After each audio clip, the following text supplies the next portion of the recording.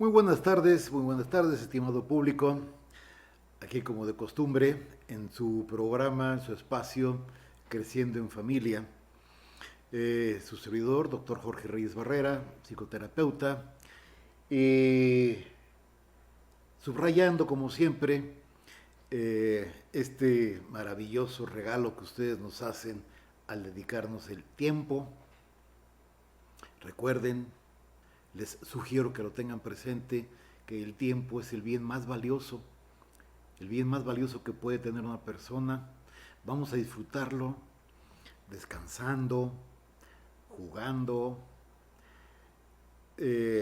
creando, pensando, divagando, ilusionándonos.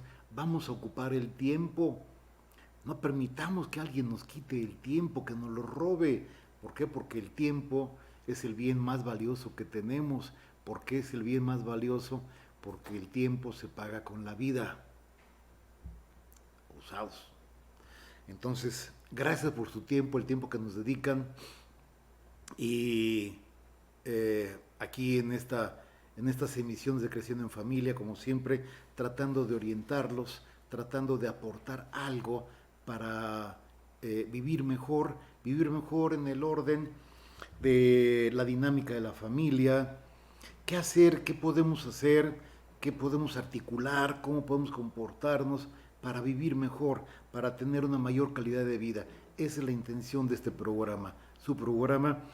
Y desde luego, si ustedes tienen interés en que abordáramos algún tema que les interesara de una forma particular, con mucho gusto está nuestra dirección.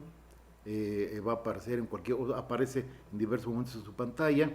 Solicitan el tema relacionado con mi área, que es la psicoterapia, la familia, la pareja y por supuesto pues uno mismo, ¿verdad? Pues tengo la intención ahora, a petición de algunas personas, me decían: hablas con mucha frecuencia de los jóvenes, haces alusión a los límites que hay que ponerle a los niños, la función de los padres en la autoridad con los hijos, ponerle límites a los hijos, manejar a los jóvenes, no manejarlos en términos de manipularlos con la expresión peyorativa, pero tener una vida amable, cordial con ellos, pues al menos mientras viven en casa, y después cuando se independicen y es otro asunto. Entonces, ¿cuál es el tema que me han estado sugiriendo? Un grupo de amigos practicando que me hacen el favor de dedicarle tiempo a estas emisiones. Me dice: oye, pocas veces, no recuerdo en alguna de tus emisiones que hayas tocado el tema de la pareja añosa, cuando uno, como padre, se hace viejo. Y dice, dicen mis amigos, la mayoría de nosotros, ya arriba de los 60, 70 inclusive, vivimos solos. Me llamó la atención y por supuesto agradecí mucho este comentario, esta sugerencia, porque efectivamente no recuerdo haber abordado este tema tan importante. Y por ejemplo, a título personal, vivimos desde hace ya varios años, ya más de una década aproximadamente, sí, una década, lo que se le llama el síndrome del nido vacío. Hay gente que le tiene terror a la palabra viejo, vieja. La palabra vieja tiene también en nuestra cultura una connotación despectiva. La palabra viejo, a mí en lo personal, me gusta mucho. Me gusta mucho porque cuando alude a una persona, a eso me refiero por supuesto, viejo, vieja, cuando alude a una persona significa que ha vivido ya muchos años, muchos años y que biológicamente, al calificarse una persona de vieja o viejo, ya vamos en declive, en un declive biológico, donde nos damos cuenta que somos más vulnerables a las enfermedades, que hay que cuidarnos más de una caída. Si un joven se cae de 2, 3 escalones, pues se soba, se levanta y se va. ¿Sí? Si un viejo se cae de 2 o 3 escalones, puede ser que se fracture el fémur. Entonces, hasta ahí llegó. ¿Por qué? Bueno, antes la gente vieja se fracturaba el fémur y en unas cuantas semanas fallecía. Hace algunas décadas. No, actualmente ya no. Se fractura el fémur y lo más probable, dependiendo de la edad, es que lo que le quede de vida va a andar en una silla de ruedas o con una andadera o con alguna cuestión ya que lo incapacite parcialmente. Pero la palabra viejo, repito, me gusta mucho. Me gusta porque significa haber vivido. Haber vivido y haber incorporado esa experiencia. Ya lo he mencionado, han escuchado a esas personas que se jactan, que de una forma petulante dicen, yo he vivido mucho. Y los vemos, los conocemos, cómo han vivido. Y decimos, bueno, has vivido mucho, pero a lo puro menso, a lo tonto, porque pues te he visto cometer el mismo error una y otra vez. Entonces, ¿de qué le sirve que se haya hecho viejo, que haya vivido mucho, pero aquello que vivió, esas vivencias que tuvo, no las convirtió en experiencia?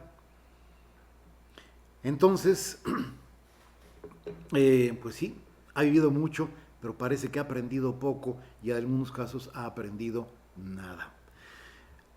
Cuando esa pareja cuyos hijos se van, que empiezan a hacer su vida, son varios ángulos que no creo que alcance el tiempo para cubrirlos en un solo programa, una sola emisión. Uno de los ángulos es la pareja ahora se quedan solos y ya no están como habitualmente ha sucedido, que está la pareja y están atendiendo a los hijos, aquí abajo, papá, mamá y los hijos. Entonces, la atención hacia los hijos ya no está, siempre van a estar presentes los hijos en uno, pero ya no está constantemente dándose esa atención porque ya no están en la casa. Entonces está uno pendiente de los hijos. Ahora con el celular pues es mucho más expedita la comunicación, en algunos casos afortunadamente y en otros lamentablemente, tristemente. ¿Por qué? Porque no dejamos en paz a la gente. Sí, hijo, ya llegaste, y cómo están los niños, y por qué no me has hablado, ya te olvidaste de los viejos, etcétera. ¿Qué sucede cuando una pareja se quedan solos? Y esto estoy añadiendo todavía algo que es indispensable, que es muy importante: la ausencia de ocupación.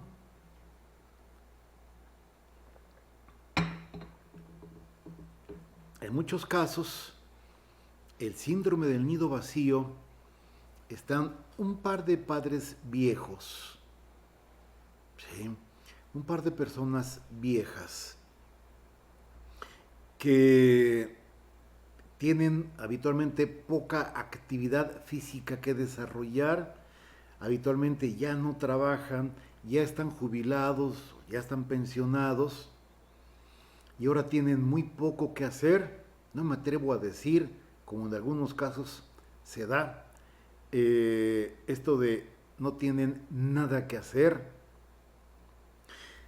Cuando una persona, una pareja, ya no tienen hijos a quien estar atendiendo, la señora ya no está pendiente de a qué hora llega su muchacho, a qué hora llegan las hijas, los hijos, etcétera.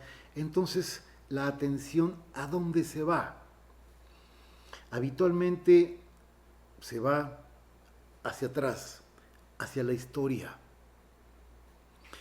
La persona puede presentar una tendencia a la depresión. Como los hijos ya no viven con ellos, puede sentirse sola. Como el marido tiene otros intereses, algunas personas se incrementa la tendencia, hay una mayor tendencia en la mujer a acercarse a la religión, a la que la persona desee, por supuesto, con mucho respeto. Pero al acercarse a la religión, hay otro problema. Uno, está poco tiempo o menos tiempo con su esposo. Un esposo que ya no encuentra distracción en el zócalo, en darse grasa, en estar leyendo el periódico, es decir, ya no haya qué hacer. Y la señora en la iglesia no es malo. El problema es cuando algunas normas religiosas o algunas instituciones de esas características empiezan a convertirse en rectoras de la conducta de una familia o de una comunidad y expresan una franca rectoría sobre estos grupos, sobre estas familias, y vienen disgustos. Lo he visto en mi consulta, parejas muy tristes que dicen: doctor, tenemos 40 y tantos años de casados, yo resulta que mi esposa dice que hay que hacer esto y esto y esto porque el sacerdote o el ministro los está organizando para tal o cual evento o cambiar sus costumbres. Son personas habitualmente no malintencionadas, pero sí producen disrupciones, intervenciones muy graves. Muy, muy graves. ¿Por qué? Porque algunos grupos pretenden imponer su forma de pensar. ¿Sí? Ya esto por definición ya es una falta de respeto, pero bueno, ya nos estaríamos metiendo en otro tema. El asunto es que a la pareja se le va separando y entonces los viejos empiezan a llegar a una conclusión muy triste, muy, muy triste y muy dolorosa. Las características del entorno los han separado porque no han encontrado una actividad por ejecutar. Y entonces, ¿cuál es la situación triste? Llegan a la conclusión de que están juntos porque les conviene, y la gente lo dice: ya no tengo edad para separarme, ya no tengo edad para divorciarme, ya no tengo edad para eso. Y sí, debe ser muy difícil, muy, muy difícil estar considerando una separación, ya no digamos divorcio, simplemente una separación. ¿Por qué? Porque una persona vieja, creo que a las personas mayores lo hemos vivido en casa, si uno tiene 30 y tantos años, 40 años, y se cae, pues echa un ojos y cebollas y se soba. Pero cuando pasamos los 65 o más, entonces uno se cae y cuando escuchamos el ruido de la persona, de la pareja que se cayó, entonces ya no preguntamos, ya no gritamos: ¿qué te pasó? Oye vieja, oye gordo, ¿qué te pasó? No, ya no preguntamos, se corre hacia el lugar, se desplaza uno inmediatamente. ¿Por qué? Porque una caída ya es algo serio, es algo grave, puede ser muy grave y con cierta frecuencia hasta mortal. Entonces, cuando la pareja está sola, permítanme ahora hacer una intrusión, vamos a decirlo de esta forma, una intervención, me gusta más la palabra, una intervención bien propositiva, muy bien intencionada. Necesitamos las personas mayores, cuando estamos en casa y tenemos ya pocas cosas que hacer, necesitamos reestructurar Es un capítulo nuevo. ¿Recuerdan cuando leen un libro que se termina un capítulo y hay una página en blanco o un espacio en blanco muy grande? Y luego viene el capítulo X, le damos la vuelta y son los mismos personajes, pero a lo mejor aparece alguno que otro nuevo en el escenario y eh, otro contexto, otro momento. Eso es la vejez, un capítulo diferente, que no crean que llega tan despacio, con cierta frecuencia llega muy rápido. Estas expresiones de que nunca antes me había pasado tal o cual cosa, ¿sí? Empiezo uno a recapitular, me río porque hace unos días me tomé unos días de descanso. Van a decir, ¿descanso de qué? ¿Verdad? Si ya estoy pensionado, ya estoy jubilado. Sí, sigo trabajando en mi consulta y pues la mayor parte del tiempo me la paso sentado. Entonces, para mí vacacionar es hacer algo que implique estar de pie, estar caminando. Entonces nos fuimos a cuidar nietos, que es una actividad muy interesante, ¿sí? Pero a lo que me refiero es que me hicieron observación de cuántas veces perdí la tarjeta del estacionamiento, dónde dejé las llaves, dónde, es decir, muchos descuidos que no había tenido en el orden de lo cotidiano. ¿Observan cuál es el fondo de este mensaje? Necesitamos cambiar de rutina para cambiar de frecuencia cerebral, para descansar, para relajarnos. Realmente estuvimos, mi esposa y yo, la familia, muy relajados, muy contentos, disfrutando, etcétera. Pero cuando se cambian los hábitos de la gente mayor, cuando se cambian los hábitos de los viejos, entonces vienen muchos problemas para uno mismo y por supuesto para la gente que nos rodea. ¿Por qué? Porque se pierden, repito, las llaves del auto, se pierde la tarjeta de crédito, paga uno el estacionamiento, recoge el cambio de la maquinita y se deja la tarjeta en el estacionamiento, se pierde la tarjeta del estacionamiento, se extravía todo, empiezan a perderse todas las cosas.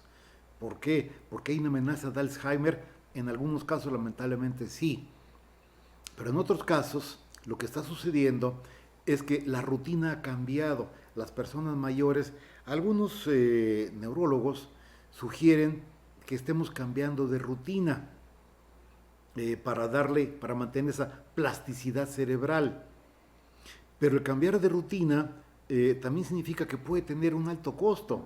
Entonces, mi experiencia personal, ahora como persona mayor, como terapeuta, como me suena muy petulante la palabra científico de la conducta, como un conocedor de la conducta humana, ahora que estoy en esta posición, ¿verdad?, de sujeto añoso, de viejo, una palabra que, repito, me gusta mucho, sugeriría algunos hábitos, costumbres, vamos a dejarlos intactos, porque el hábito se forma como un principio de economía psíquica, es decir, para ahorrarnos tiempo, para ahorrarnos esfuerzo, pero sí tener otras actividades, centrándonos otra vez en el tema, el síndrome del nido vacío. Estamos los dos solos, estamos la pareja ya solos.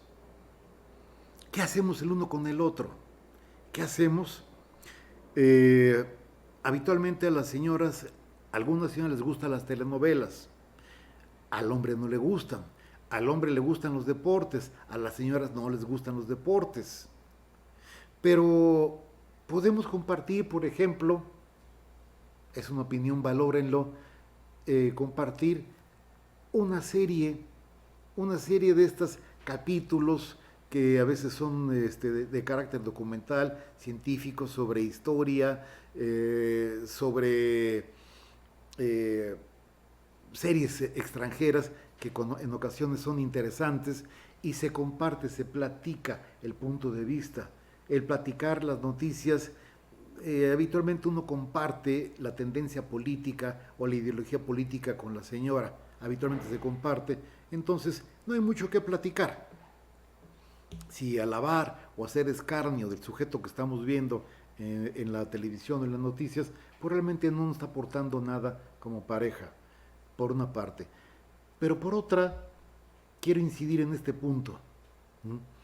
La actividad que tenemos, que necesitamos, así como una franca y profunda responsabilidad, ocuparnos en algo. El común de las personas que tenemos una capacidad cerebral término medio, es decir, que no somos, pues que no tenemos un recuento neuronal bajo, ni tampoco muy alto, que no somos deficientes, ni tampoco somos genios, somos gente normal, así estadísticamente hablando, dentro de lo normal. La mayoría de estas personas, hombres y mujeres, somos personas muy malos para nada. ¿Sí observaron esta expresión? Somos muy malos para nada. Acuérdense cuando éramos niños, ¿qué nos decían? Eres un bueno para nada, inútil, menso, tonto, bla, bla, bla, etcétera. Quieren darse cuenta que la mayoría de la gente somos muy malos para nada, es decir, que no servimos para estar haciendo nada, no servimos, no somos útiles para eso. He conocido, hoy te recuerdo vagamente, rápidamente, dos personas, dos genuinos buenos, pero unos buenazos para estar haciendo nada. Gente que vive a gusto, bien, contentos, ¿verdad? Contentos, haciendo nada, todo el día sentados, tomando café, haciendo nada en términos de productividad, en términos de creatividad, en términos de aportar algo a los amigos, algo a su familia, algo a la sociedad, menos impuestos, por supuesto, eso ni pensarlo, ¿sí? Pero son excepcionales, la gente que es buena para hacer nada. A lo mejor conocen ustedes alguno de esta gente que tiene la habilidad de hacer todo el día nada y viven bien. Esto incluye inclusive a delincuentes, personas que pueden estar vendiendo sustancias prohibidas o alguna actividad ilegal, etcétera. Bueno, están haciendo algo ilegal, pero lo están haciendo. Sí, pero gente que hace todo el día nada. Es muy raro. Un par de personas, un par de viejos, dicho con mucho cariño, que está haciendo nada, muy rápidamente se enferman, se neurotizan, empiezan a distorsionar la percepción de la realidad y entonces se vuelven irritables. Una persona que no se cansa, que no hace nada, que se levanta por la mañana, prende la televisión o la radio, un viejo, la expresión concreta, está escuchando la radio, se baña, a lo mejor se afeita, ojalá y todavía tenga gusto para ponerse ropa limpia, ya no digamos elegante o que combine, no, simplemente ropa limpia. La gente empieza a abandonar su persona y luego lee el periódico, escuchando las noticias, a lo mejor camina un rato, platica con el señor de la esquina en el puesto de periódicos, se toma un café con su esposa, pues ya él ha encontrado que tiene muy poco que platicar, o algún chisme familiar, alguna cuestión de estas. Llega la hora de la comida, o almuerza, llega la hora de la comida, descansa, no sabemos de qué descansa, o simplemente se permite que le haga digestión el alimento. En la tarde habla por teléfono, algunos ya manejan hábilmente el WhatsApp y estas cuestiones y se entretienen, y en la noche no pueden dormir, están descontentos, están perdiendo el gusto por la vida, y cuando llegan a consulta me dicen: doctor, tengo insomnio, no como bien, ¿verdad? ¿Por qué? Porque una persona, a pesar de que no tenga problemas económicos, de que estén viviendo con un margen aceptable de comodidad, de seguridad, no pueden dormir por una regla muy sencilla. no pueden dormir porque no se cansan. Una persona que no se cansa no puede descansar, no va a descansar. ¿Cómo va a descansar si no se cansa? Y si a esto le añadimos que la señora está en circunstancias idénticas, a lo mejor un poco más distraída porque ve alguna telenovela que le causa interés y luego apaga la televisión, le da una meriendita a su marido y habla con algún hijo por teléfono, alguna hija, cómo están los niños o los jovencitos, los nietos, y luego, pues luego se mete a la recámara o se va a algún lugar X, ¿verdad? Muy temprano y se pone a rezar o se acomoda en la oración. Cuidado, no estoy diciendo que esto sea malo, vamos a respetar lo que cada quien haga y respetar la idiosincrasia de cada persona, de cada familia. Lo que estoy expresando es que hay un aislamiento, la pareja convive poco. ¿Qué actividades pueden hacer juntos para empezar a concluir con esta situación de el síndrome del nido vacío? ¿Qué actividades pueden hacer juntos?